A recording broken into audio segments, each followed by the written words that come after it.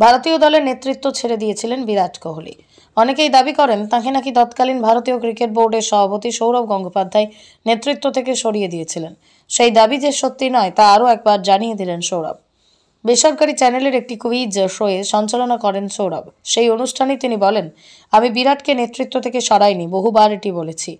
টি-20 cricket দলকে নেতৃত্ব দিতে রাজি ছিল না বিরাট, তাই ও নেতৃত্ব ছাড়ার সিদ্ধান্ত নেয়। আমি বলেছিলাম তাহলে সাদা বলের ক্রিকেটের নেতৃত্ব ছেড়ে দিতে। ভারতের সাদা আর লাল বলের ক্রিকেটে আলাদা অধিনায়ক করার কথা বলেছিলাম আমি। 2021 সালের বিশ্বকাপের আগেই টি-20 নেতৃত্ব ছাড়ার কথা ঘোষণা করেছিলেন বিরাট। টি-20 বিশ্বকাপের পর নেতৃত্ব ছাড়েন তিনি।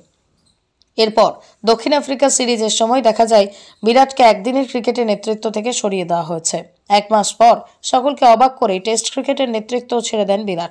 পরে সব ধরনের ক্রিকেটে রোহিত শর্মাকে অধিনায়ক করা হয়। রোহিতের নেতৃত্বেই ভারতের হয়ে সব ধরনের ক্রিকেট খেলেন বিরাট। 2021 সালে আইপিএলেও রয়্যাল চ্যালেঞ্জার্স ব্যাঙ্গালোরের নেতৃত্ব ছেড়েছিলেন তিনি। তবে ফ্যাফ ডু প্লেসি না থাকলে আরসিবিকে নেতৃত্ব দিতে দেখা যায় বিরাটকে।